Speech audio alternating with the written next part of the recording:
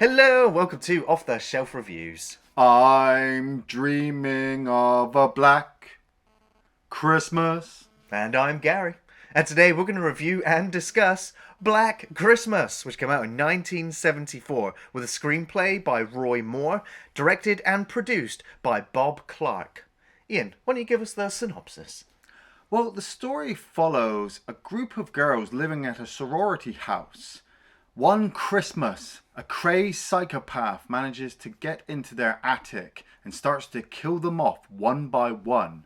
And we wait to see who will survive. Oh, God.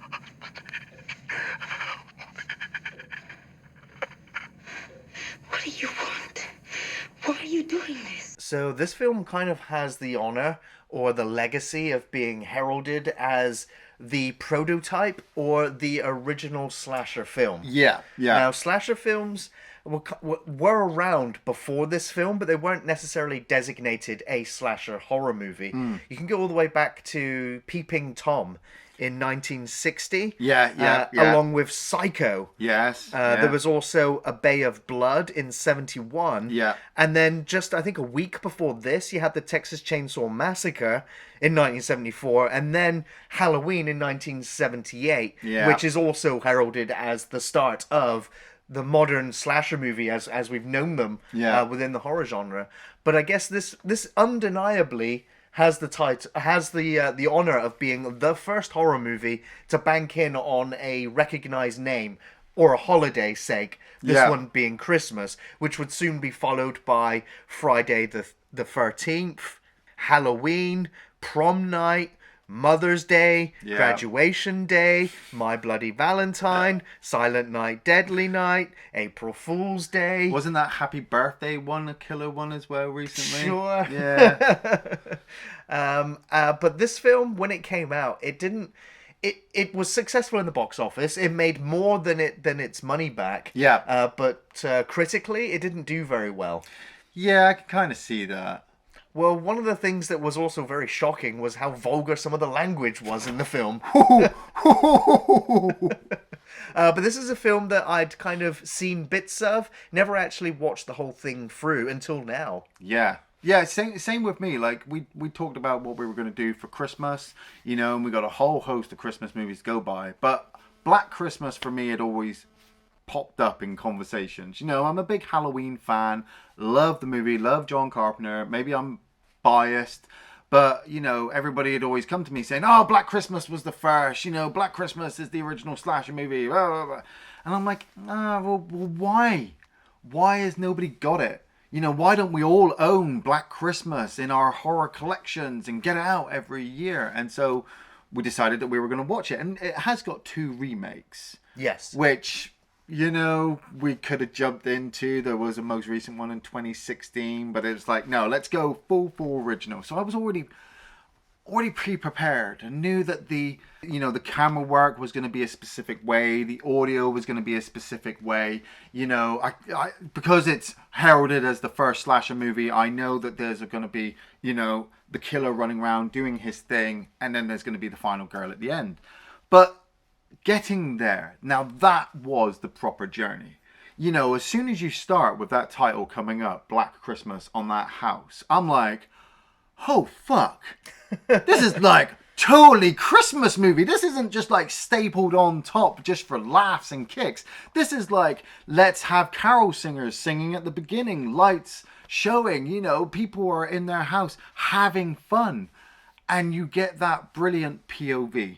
Yes. Really well done. I didn't know anything about Bob Clark before watching this, but I'm really interested in seeing She-Man, because that title alone just sounds awesome. This is the guy who also did Porky's. Well, yeah. I've seen Porky's 1. Yeah, it's all right, Children shouldn't play with dead things. Right, that yeah. sounds really interesting. Hell yeah. Yeah, it's good. And having him, like I said, love John Carpenter, love Halloween. And this one's, you can tell Michael was a modification. Yes. And has his own little way, where this person that you don't know. we don't see his face immediately. You just see his hands. Yeah. And it again is all his point of view as he, stalks around the outside of the house and then climbs up the side. Yeah. Gets into the house and then climbs up into the attic and kind of lurks there. And every so often throughout the film, you will just see the shadow moving in the background. Yes, yeah. And it's just very ominous. It's very creepy. You don't know when he's going to strike until one of the girls just happens to wander around the house on her own. Yeah. I mean, we've got the girls getting set up at the beginning. We've got Olivia Hussey playing Jess. She was the wife from It. Yes. Psycho 4, I believe, as well. And very pretty, very atypical. I want to say virginal, but that's all thrown out the window later on. She's your heroine. You've got Margot Kidder playing Barb, Lois Lane. Exactly. She's fantastic. It's fucking Lois Lane. And you've got all these other girls, just kind of hanging out in this house. They're all, all at university. They're all getting ready to go home for Christmas. All going home to go Christmas. We watch the killer kind of watch Barb have this phone call. And it is very sinister right off the start because she's talking to her mum and how her plan's going and when she's going to leave and all this kind of stuff. And then it just keeps cutting back to this POV of this heavy breathing, this ill feeling that whatever he's planning is not good. But then she wanders back, to the group and they all start having fun. And when the nanny turns up and the girls are all getting ready, they receive their first phone call from the Phantom Mona.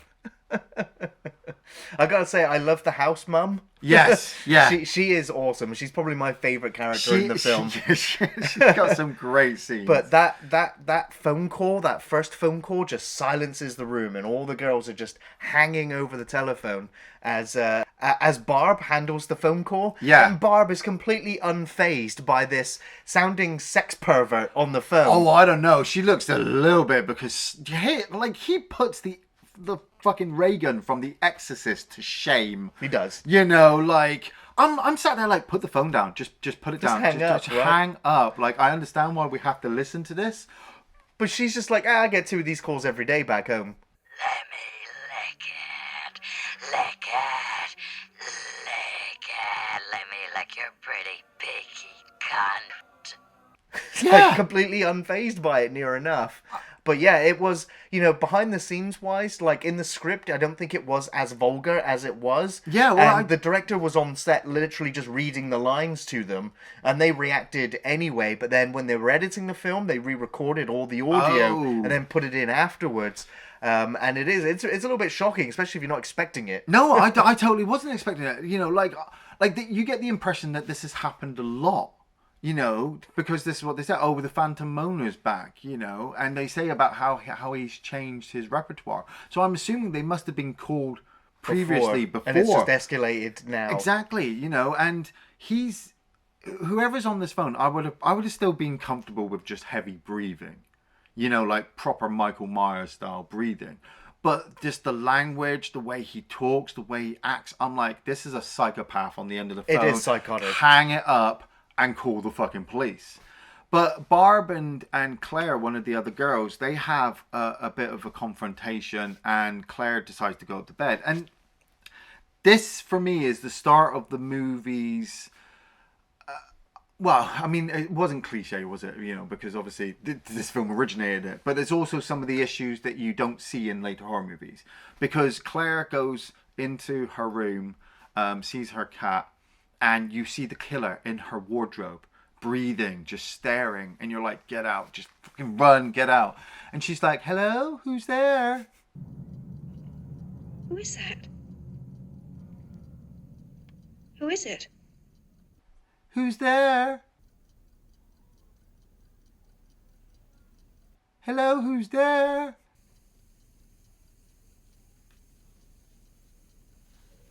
Who is it? And she just keeps walking towards the wardrobe. Now, we see it in Friday the 13th and Nightmare on Elm Street and all the horror movies that the girl will do this. But this girl literally walks to Narnia in her fucking wardrobe and then the killer jumps on her. And I'm like, man, why can't the people downstairs hear her screaming and rustling around in her house? Because they're having a party. Yeah, and it's a shocking death as well. You know, like the plastic over the face. Oh, yeah, watching yeah. her struggling and trying to breathe. The way that it's all contorted in as Yeah. well. It's just it's disturbing. But then she's dragged away and dragged up into the attic, we'd believe. Yeah, well, that's really well done. Like he disappears back up into his hiding space, and he takes the body with him, and then he constructs this like shrine of her sat in a chair with a light, you know, and Right by the window. he starts to talk to it. And this is where I realized as well that this isn't like Halloween, which is what based on one night. You know, it builds up to one night. You know, it's kind of, you know, like we said with Friday the 13th, where it's paced over a couple of days. Yes. You know, so like... Because it's not until the next morning that they realise that she's missing. Yeah. It's only when the dad turns up and he's trying to track down where the sorority house is. Yeah. Where she might be, who her boyfriend is. Yeah. You know, and he goes everywhere and he's getting distraught and he can't find her. It does have one of my favourite sequences in the film, right? When he goes to the house mum, and she's like trying to cover up the door. Oh man, that line that he delivers to her, where he's just like, "Yes, well, we can go and I can give you a ride," and she's like, "Ah!" I'm like, these two are totally gonna fuck. like his daughter's missing and she's drunk off her tits, because literally every scene the nanny turns up in, Miss Mac, every scene that she turns up in, there's a bottle of whiskey. She's got one stashed away in the torn pages of a book. Yeah. She's got one stashed away in the toilet. Yeah. She's got one stashed away in a shoebox in the wardrobe. Yeah, Is empty. in her handbag, and she's getting more and more drunk. But the movie started to lull a little bit, where I'm like, okay, now we've introduced the dad coming to the house to the girls, and he's wondering where his daughter's gone, and they even go and speak to like her boyfriend, because when they go to the police station, the guy on the desk is just like, oh, maybe she's just shacked up with her boyfriend somewhere. I'm like, whoa, calm down, man. You know, this girl's been missing, and we start to get information as well that there's another kid missing as well, and how the police want to search for that girl as well. And we get introduced to John Saxon playing Lieutenant Fuller. Like, I mean, John Saxon's done a lot, but Prisoners of the Lost Universe goes up there for me. Sure. You know, but like pre-Halloween, pre-Nightmare on Elm Street. You know, I love the fact that the boyfriend's got a hockey mask. Right, yeah. Pre-Friday the 13th, and I'm like, I'm really feeling this. But the movie lulls in parts. You know, like Jess, played by Olivia Hussey, goes and speaks to her boyfriend, played by Keir, who you might recognize as the guy from 2001, but that hairstyle, like, what? And you get this whole extra sequence where Jess is pregnant with Peter's baby. Yeah.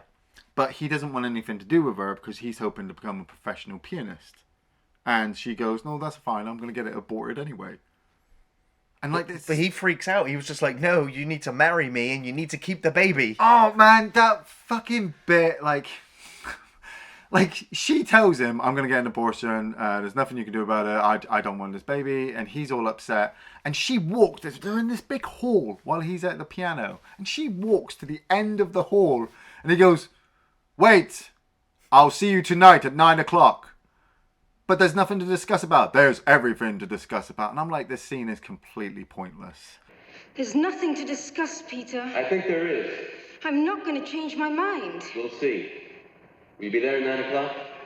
Yes. Well, it's for me, it did feel like padding, yes. And a lot of people objected, of course. Like, I don't want to get into the debate of pro-anti-abortion, whatever. It's not that. It was. I mean, according to Olivia Hussey, she said that that it felt like it was in the script because they just needed something for the characters to talk about, but it also serves as setting him up like almost like a red herring, maybe. Yes. Like, okay, he's now the killer. He's killing everyone because he's outraged that his girlfriend kind of wants to have a career and is going to abort the baby. Yeah, I get that, but for the audience, you already know that the killer is hiding in the fucking attic. Yes, but it does so a small shred of doubt.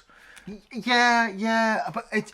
Maybe it was the way that it was filmed and the way it was acted and the way it was delivered that I just didn't feel like it meant anything. I didn't care. Like, I would have been happy if Peter, had started to become maybe the pro-hero for the movie. But he doesn't. He does hang outside the house in dark shadows in the cold. He does sneak into the house at one point and go to sleep.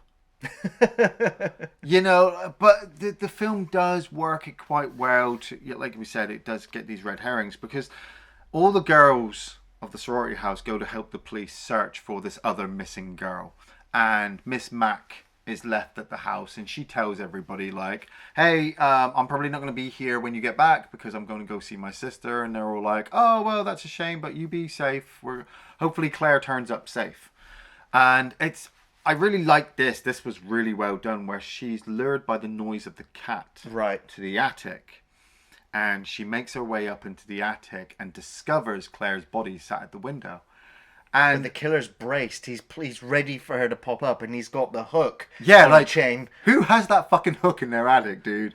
Like, well, it's to help you lift stuff up into the attic, maybe. Yeah. And this was pre-Alien. Yes. So he throws the hook, and I'm all prepped for blood and guts or whatever. But you don't actually see that. What you see is Miss Mac's feet. Yeah. And she screams and she struggles, and then she goes back up into the attic space, and I'm like, oh wow.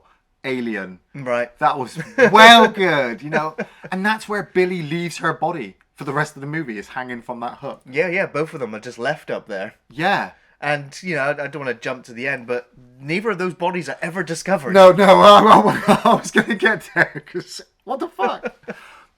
Because the girls have gone out with the police to search for this little girl's body, and they find her. And John Saxon starts to put together evidence that the schoolgirl's body that they found is nearby the sorority house, which has also been getting phone calls.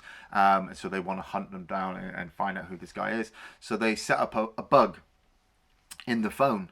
And he notices Peter walk past, leaving the house at that point, upset for an argument with Jess. So John Saxon does this look of, maybe he's the killer.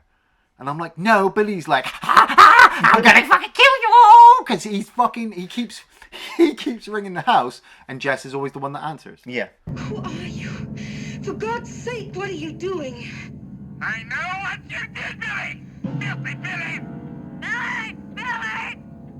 Yeah, and he just lets loose. I mean, it is psychotic. God. Like, it's the fact that he changes voices so frequently. Yeah. And it's distressing. Yeah, it just really put is. the fucking phone down. Well, no, she's been told to stay on the line so yeah. that the police can get a bead on where the call's coming from. When they've added the bug in, yeah, she's had to do it because this is 1974 and it takes time. Medieval. You've literally got a guy who runs around searching for the right connecting the line.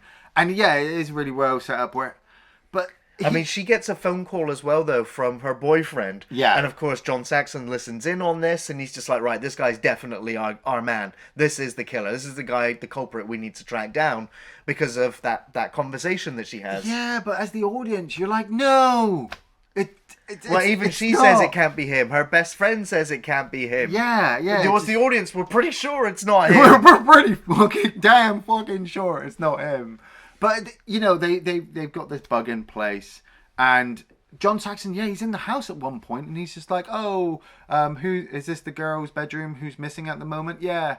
All right. Okay. Yeah. It doesn't look out of place or anything. I won't search anything more. I'm not going to ask if you've got an attic. And whose room's this? Oh, this is Miss Max. Where is she? Oh, she's gone away for her family. Yeah, of course she has. Yeah. And he leaves. And now you just have the setup with Jess and Barb and Phil all just in the house together, discussing about Claire. Barb's gone off the bed. Yeah. She's pretty drunk. She's wasted after letting loose her conversation about the mating turtle. Yeah. That goes for 3 days straight. And the dad's just sat there like, look, my door's missing and why are you telling me this? What? Yeah. What? Like he's even called his wife and gone, yeah, I can't come home. I'm just gonna stay here. I'm like, dude, you need to be a bit more like proactive than just sitting here listening to the drunk ramblings of a teenage girl. There's a certain species of turtle that can screw for 3 days without stopping. But it's like she goes off the bed, and Phil and Jess are left downstairs, and Barb like suffers like an asthma attack. Yes, yeah, she has like a nightmare and so an asthma attack. Yeah, which I'm like, girl, you've been smoking like a 20-pack in every fucking scene I've seen you in. But the killer has set himself up now to, he's following them around. He's in her room. And once again, the film kind of ruins it for me, where Jess answers the door to a bunch of carol singers. Yeah. And their noise of them singing is able to cover the noise of the killer taking a glass unicorn and stabbing Barb with it multiple times.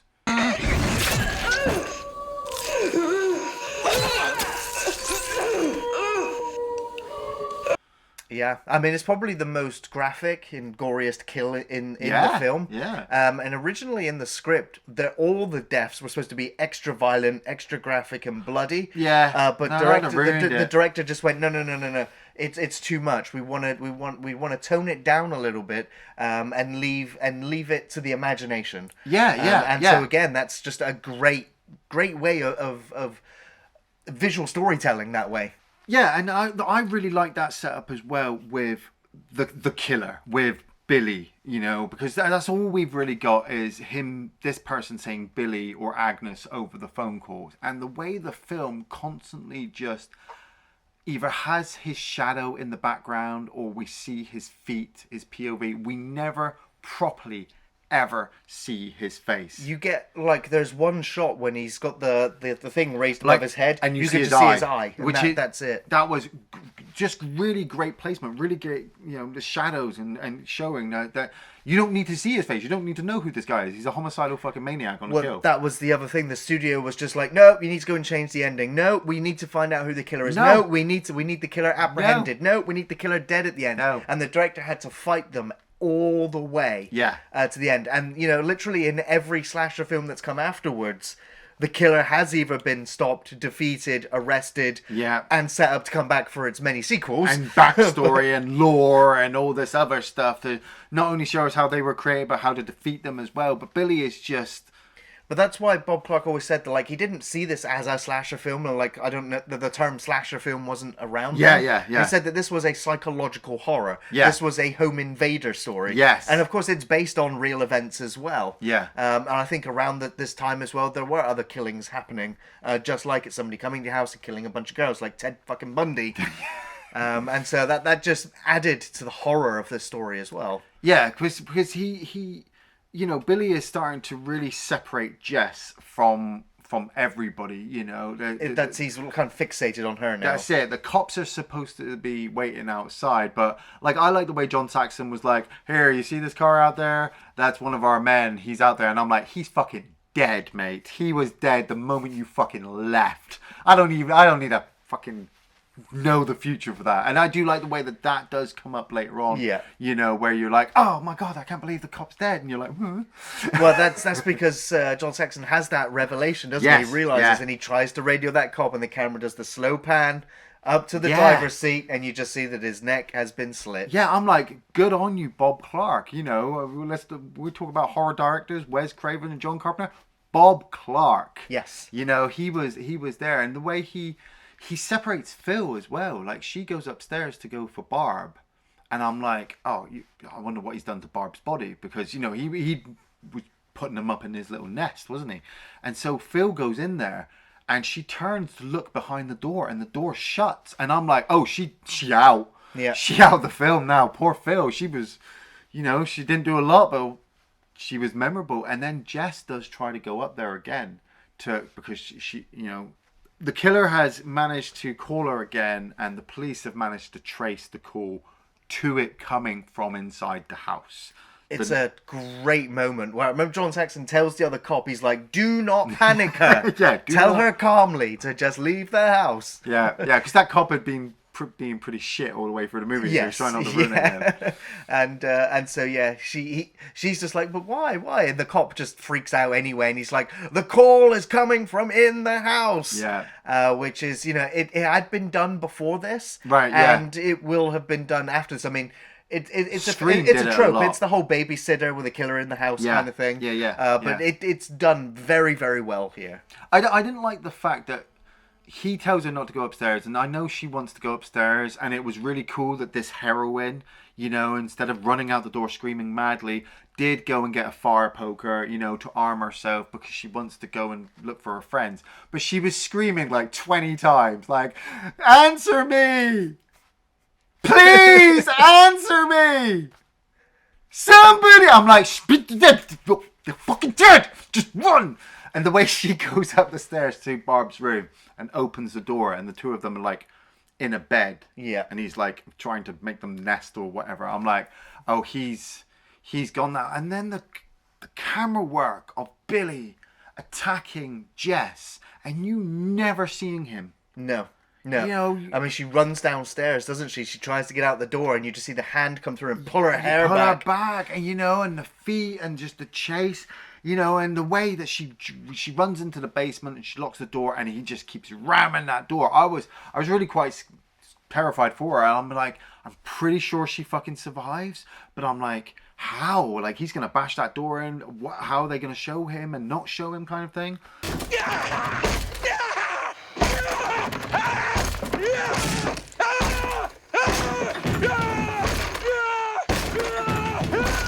And finally, she hides out in the basement, and Billy seems to disappear, and Peter, you know, comes miraculously turns up moments later. Yeah, well, but I know it's not him, because I'm like, I've seen him waiting outside in the cold, you know, waiting for her. Like, he doesn't want to kill her. He's trying to win her back, win back her love. But the way he breaks in and makes his way through the basement towards Jess, and like you said, the film is set up Jess to partially think that Peter is the guy. That when John Saxon and the cops turn up, break into the house, come downstairs, they find Jess has killed David Bowman. You know, she doesn't want his star child, and you know, she doesn't want him to live. And I'm like, holy fucking shit! Like, he totally gets away. Billy's getting away. Well, yeah, because John Saxon is convinced that she's killed the killer now. Yeah. Why would Peter start killing people? I don't know. He must have made a call after each murder. It's hard to believe Jess would kill anybody, much less Peter. And so, you know, they take his body away, and then they sedate her. Do they? Like, they sedate her and stick then her they in put bed. her back in her bed, and then they all leave. They all leave, and the camera pulls up the stairs, and all the other bodies are still up there. Yeah, so now the killer's still up there. I'm thinking that David Bowman's still in the fucking basement. They just left his body there, like, yeah. Oh, we'll just get the coroners to get it tomorrow. It's Christmas. It's Christmas tomorrow, you know. Like, yeah, and then the phone starts ringing, doesn't it? As the credits are rolling, yeah, you can very subtly hear the phone ringing, and it gets louder and louder and louder. You see the cop stood outside, but we know she's sedated and in bed. Yeah. And that was because, you know, in the original script, there was an ending where she kills the killer, and there was an ending where she gets away from the killer. And so they decided to go for neither of those. Right, yeah. And just leave it where they're all still in the house. It's up to you how you want the film to end, really. Man, Billy fucking killed the cop and then killed her too. Yeah, it's most likely. Yes, yeah.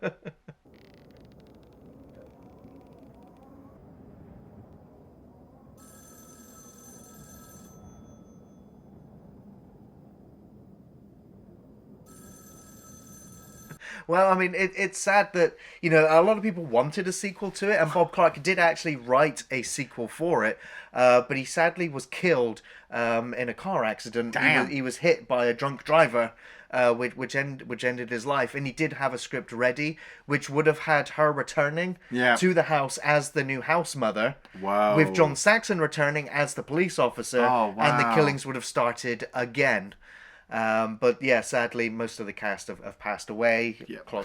It's not going to happen, which is why we've had the shitty why- remakes. Are they really shitty? I've not watched them because I never saw this one. I know one of them was directed by Glenn Morgan, but I was still just like, no, when has the remakes ever surpassed the original? Like, so very, very rarely. Yeah. And if it had, I'm sure I would have heard about it and therefore would have checked it out. But In fairness, why though, bother? we never even really saw this one. Maybe it's the same thing, because we know with this movie, like, it's so tonally dark. Half the stuff in this movie, as tame as some people might say it is, you wouldn't get away with nowadays. You like I don't know how you'd have those phone calls in 2020 or 2016.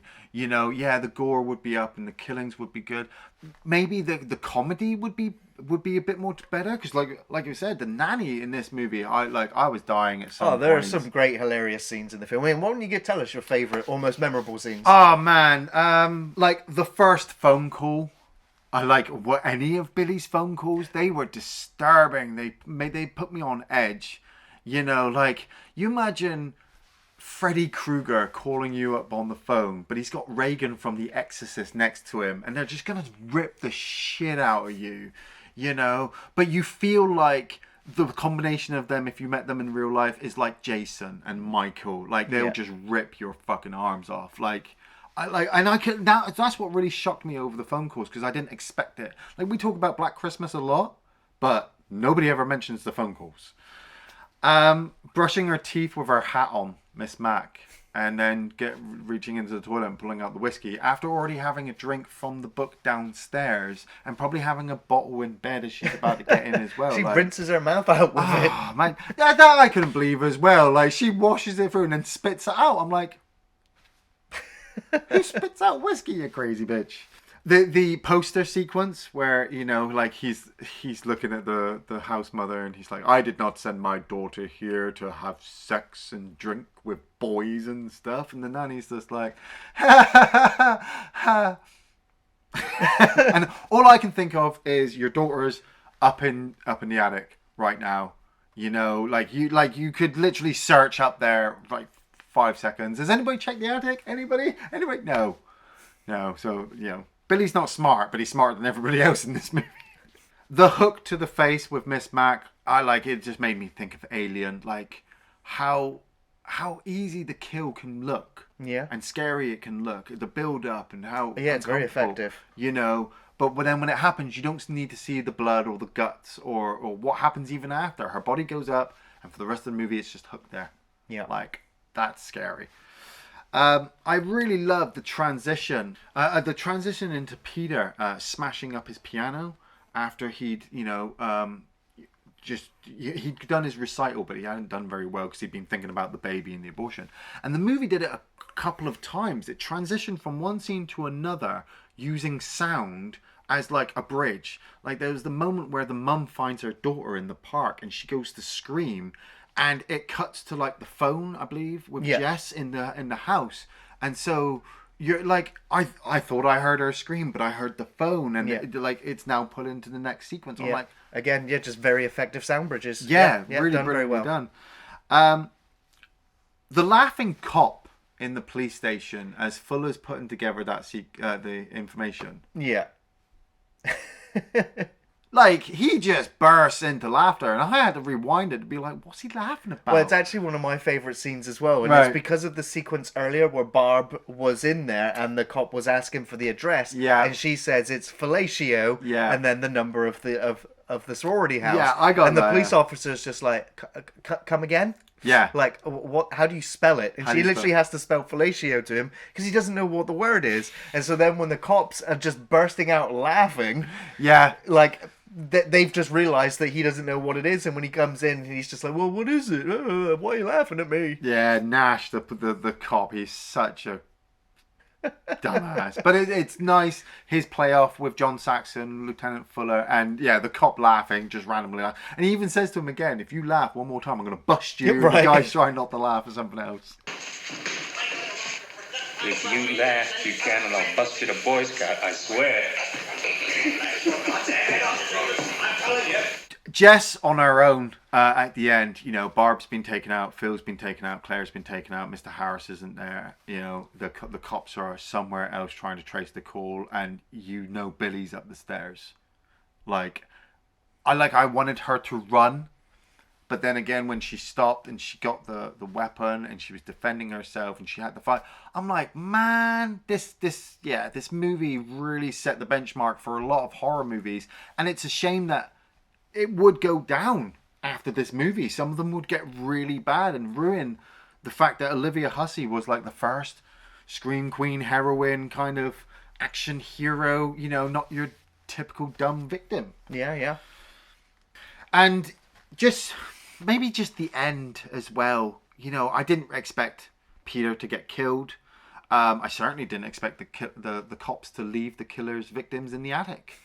And Billy to just sit there, breathing, while ringing the phone. I'm pretty sure that the coroners or the police would have turned up the next day or soon anyway to completely go through the whole building for evidence and all the other forensic kind of stuff. You wouldn't keep the victim in the fucking house. Yeah, yeah. You know, saying that though, I mean, look at John Saxon in Nightmare on Elm Street. He was terrible. Now he got all those kids killed as well. John Saxon, yeah, no. Yeah, I really enjoyed this film, and a lot of the scenes that I liked or I remembered the most was the comedy. Yes. Like when she turns up and she's just drinking, she's getting the drinks from everywhere. Hilarious. Like the guy who's been forced to dress up as Santa Claus for the kids. Oh my and he's God, just yeah. sat there like, ho, ho, ho, shit. Fucking Barb gets a kid drunk. Yes. Yes. Well, I don't think we'll be home tonight. It's a bit late to head out now. That's the little bugger schnockered, son of a bitch. So yeah, it's just kind of random. You're just like, what's going on? What are they doing? What are they doing? I mean, also the fact that most of the girls in this film are all in their 30s as well, playing teens. You're just like, yeah, it's fine, I guess.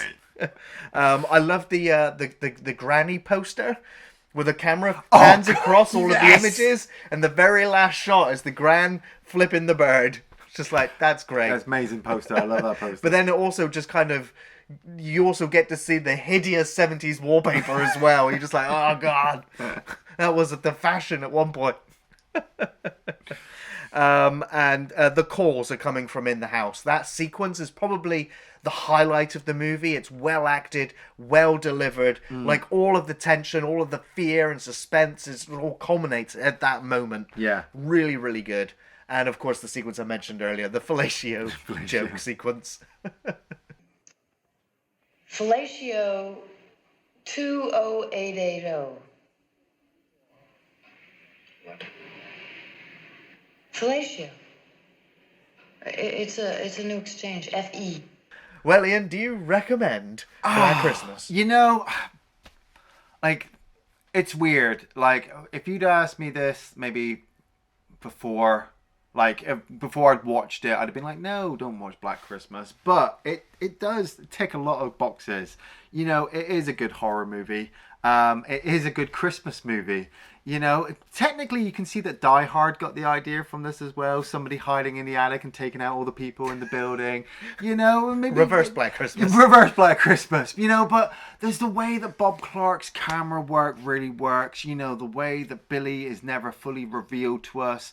Yeah, like I said, there are some lows in the movie, and I am being biased. I would much prefer to watch Halloween, but I'd watch Halloween at Halloween. If I wanted to watch a non-typical Christmas movie at Christmas, Die Hard or Black Christmas. Nice. Yeah, this is a real easy recommendation from me, especially for fans of the slasher genre, as it's often overlooked, by myself included, as one of, if not the first slasher film as we know them today. It's very atmospheric, and the film creates a high sense of dread and suspense through what's now like cliched POV killer shots, which are effective and creepy with the music and the ominous shadows in the background. The film has also many comical characters and humorous scenes to kind of counter the shocking, vulgar, and threatening phone calls and death sequences, which surprisingly for me didn't result in the film feeling daft. It helped make the characters memorable and natural. The film is appearing very dated in terms of like the film stock, the props, the fashion, etc. But it doesn't detract from how well made it is. Great cinematography, nice direction, and well edited with strong, convincing performances. My biggest, if only criticism, is the film's pace, as you said, Iain, with a small lull about halfway through. I'll admit the film's not entirely original, but it blends all the elements together to create a very memorable and effective slasher that has now been imitated over and over again. It's a damn good cult classic. It's chilling, shocking, disturbing, and will therefore brighten anyone's Christmas. Have a great Christmas, everyone. We'll see you in the new year.